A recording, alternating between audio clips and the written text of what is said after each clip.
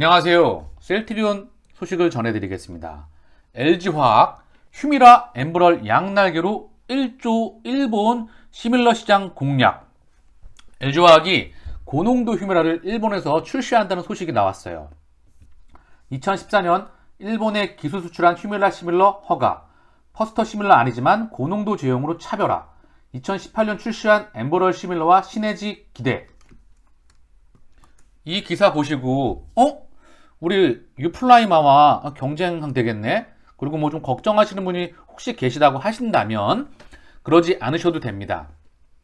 그 이유는 첫 번째, 휴미라는 전 세계 시장 미국 20조, 유럽 4조, 일본이 5천억이에요. 사실 제약바이오 시장은요, 미국이 전 세계 50% 이상이에요. 압도적이고요. 그리고 그 다음 유럽 30% 정도.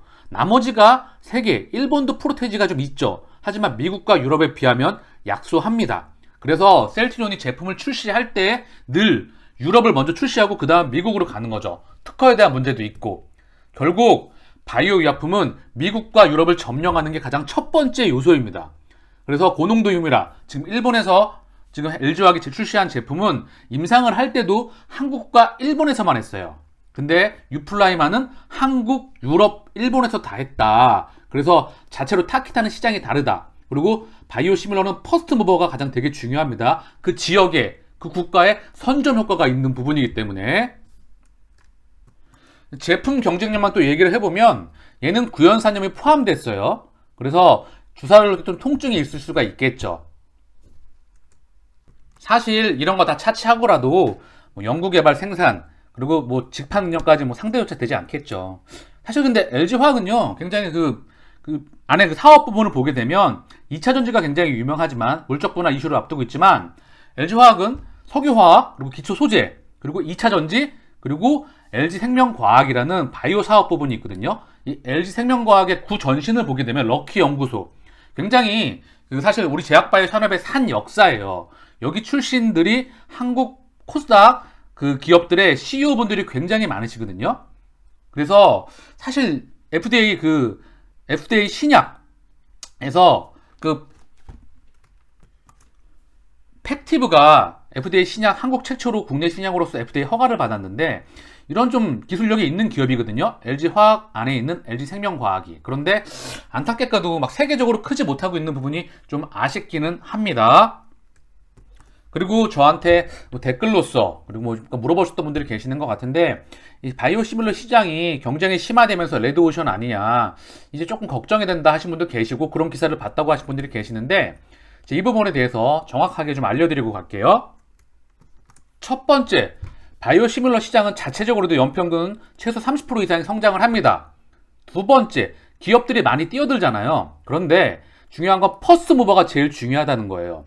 이 제네릭은 이게 합성약품, 케미컬 약품 제네릭은 신약하고 요거는 신약의 특허가 끝나면 제네릭이 나오면 시장이 많이 망가지는 경우도 많죠. 왜? 임상이 필요가 없기 때문에 여러 가지 문제가 많아요. 그런데 이 바이오 시밀러는 중요한 건 임상을 해야 된다는 거죠. 그래서 즉 데이터가 쌓인다는 거예요.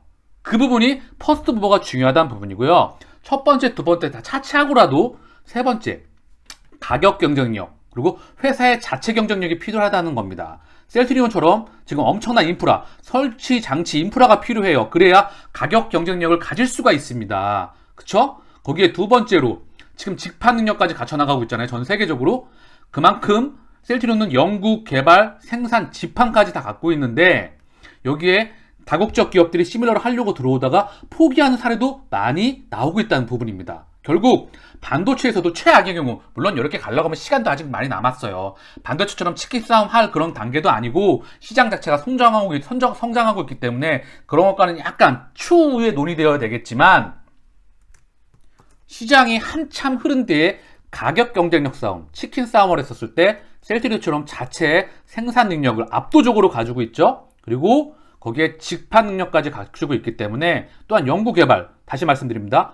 연구개발, 연구실에서부터 연구개발, 그리고 생산, 직판 능력을 갖고 있기 때문에 바이오 시밀러는 소수기업으로 최후에 나중에 시간이 흘려서 선도기업으로 위주로 정립될 것입니다.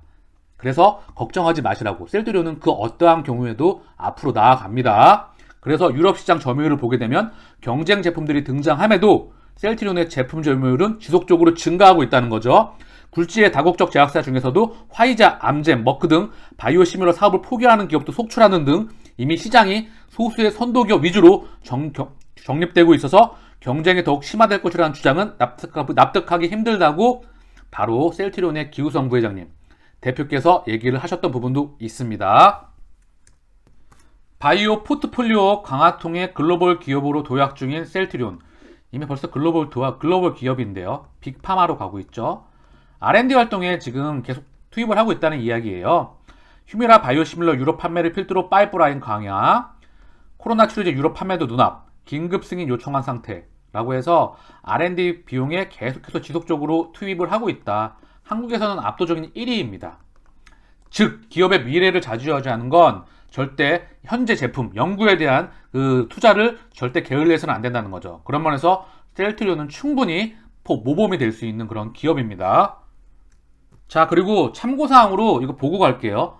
생명공학정책연구센터 보고서거든요. 여기에 바이오시밀러 주요 기업 및 오리지널 의약품 현황인데, 바이오시밀러 주요 기업도 잠깐 보고 갈까요? 우리의 경쟁자이면서 앞으로 우리가 무너뜨릴, 사실 치고 나간 부분이 있기 때문에 세계 최초로 항체 바이오시밀러를 개발을 했기 때문에 선점 효과를 독특하게 누리고 있는 부분이에요. 독점을 하고 있다는 거죠, 거의. 그러니까 치고 들어오기가 너무 어렵다. 그래서 바이오시밀러 시장에서 미국은 마일란, 노보, 그리고 덴마크의 노보리스크, 바이오콘, 그리고 한국의 셀트리온, 삼성 바이오에피스, 마음에 안 들죠? 암젠, 머크, 베링거 인게라임, 브리스톨 마이어스킵 등이 경쟁을 주도할 것으로 예상이 된다고 합니다만, 늘 말씀드려요. 아까 암젠 얘기 나왔죠? 머크도 얘기 나왔고 화이자도 얘기 나왔잖아요. 그래서 바이오시밀러는 직접 생산 능력이 필요해요. 이 공장이 중요합니다. 인프라. 그 다음 연구개발 능력은 당연히 중요한 거고, 여기에 직파 능력, 그래서 셀트리온이 가격 경쟁력을 더 이상 더 갖고 간다는 거죠.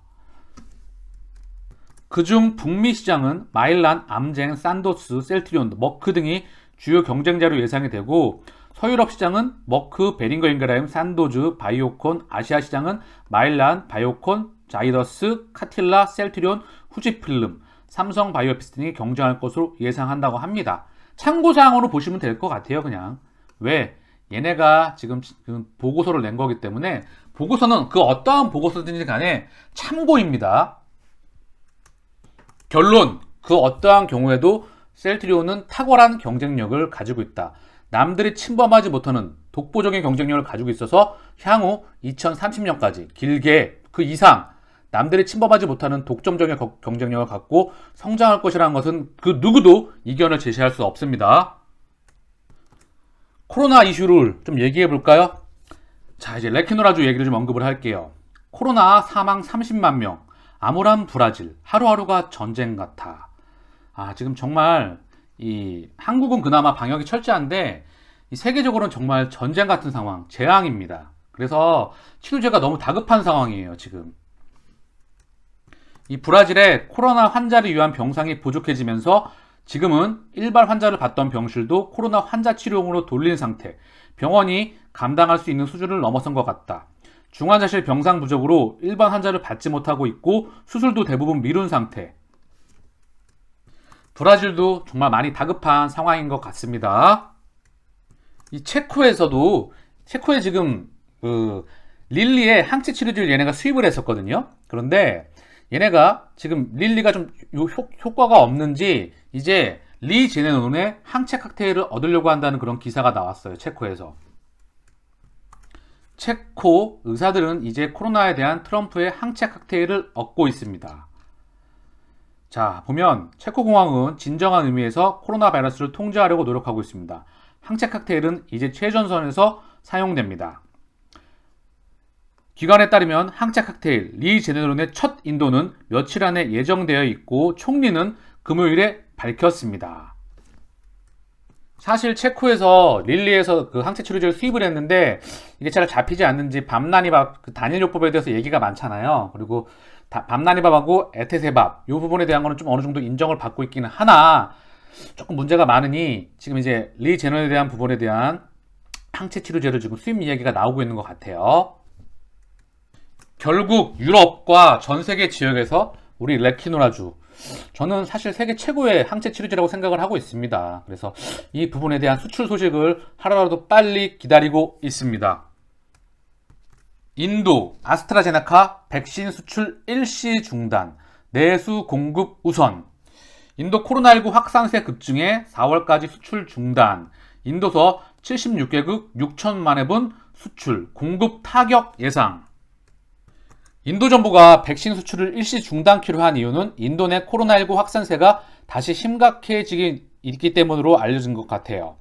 결국 인도가 전 세계 가장 큰 그 백신 생산국인데 여기서 지금 막혀버리게 되면, 유통이 막혀버리게 되면 사실 쉽지가 않잖아요. 전 세계 백신 물량은 미국이 거의 아도치듯이 했는데 그 자체 백신에 대한 문제도 많이 있고요. 그래서 이 코로나가 지금 쉽게, 지금 정말 재앙인데, 예, 이게 쉽게, 이게 팬데믹이 쉽게 잡힐 것 같지는 않습니다. 방송 도중에 우리가 체크해봐야 될 그런 중요한 또한 이슈가 떴어요.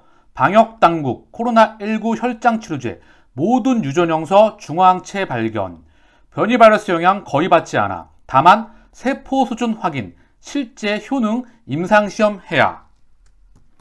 방역당국이 코로나19 혈장치료제 관련 분석 대상의 모든 유전형에서 중화항체가 발견됨으로써 변이 바이러스의 영향을 거의 받지 않은 것을 확인했다고 밝혔다. 권준욱 중앙방역대책본부 본부장은 최근 코로나19 혈장치료제의 변이 바이러스에 대한 중화 효능을 분석했다. 세포 수준에서 국내에 유행하거나 또 발견된 변이 바이러스 총 9자에 대해서 중화 효능을 분석했다. 주요 변이도 영국 및 남아공 변이주 대상이며, 다만 브라질 변이주에 대해서는 현재 변이주를 분리 배양 중에 있기 때문에 추후 효능 분석을 하도록 하겠다. 그는 혈장 치료제가 변이 바이러스의 영향을 받지 않는다면서, 다만 이는 세포 수준에서 확인이기 때문에 실제 치료 효능은 제약사의 임상시험 결과를 토대로 검토할 필요가 있다. 의료 현장에서는 일단 현행과 같이 식약처의 치료 목적 사용 승인에 따라서 이용해 주실 것을 말씀드린다 라고 지금 말을 했던 부분이에요. 코로나 치료제 다급하죠. 혈장 치료제가 국내에서 그나마 이제 가능성이 높아 보입니다. 근데 여기 대해서 또 이렇게 나와서 걱정하시는 분들 계실 거예요. 근데 이 혈장 치료제는 생산량이 많이 딸려요. 기본적으로 이게. 그래서 너무 그 셀트리온에 대해서, 레퀴노라주에 대해서 걱정하지 않으셔도 될 것 같습니다. 이게 허가가 되더라도 생산량에서 압도적으로 지금 차이가 많이 나기 때문에, 예, 그 부분에서 맞추기가 너무 쉽지 않을 것 같다. 그래서 그 부분은 또한 참고사항으로 보시면 될 것 같아요. 추후에 또 다시 확인해서 업데이트 해드릴 수 있도록 하겠습니다. 베링거 인게라인 흡입형 코로나 항체 치료제 연말 긴급 승인 신청. 사실 이런 게 나오면 참 좋겠죠. 그 환자 입장에서요. 이게 쉽지가 않을 것 같지만 요거 이제 셀트리온도 한다고 서전예전님께서 언급을 하셨었거든요.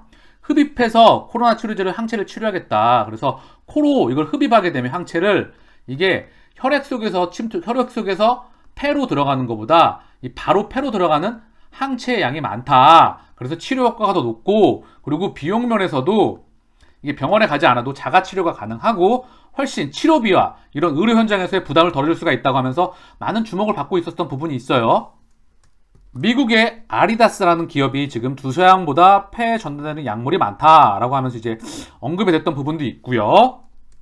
영국에서도 만드는 흡입형 코로나 항체 임상 효과 중증 이상 없어 해서, 영국에서도 지금 바이오 기업이 항체 개발 기업 티지아나 생명과학이 이런 이제 제품을 개발하고 있다고 합니다. 중요한 거는 우리 셀트리온이잖아요. 서정진 회장 코로나19 항체 치료제 흡입형 제형도 개발 중. 서정진 명예회장은 레퀴노라주는 주사제여서 단가가 비싸고 투약이 번거로운 것이 단점, 이를 고려해 다른 제형으로도 치료제를 개발하고 있다. 아직 초기 개발 단계지만 흡입형 제형으로 개발을 시작했다.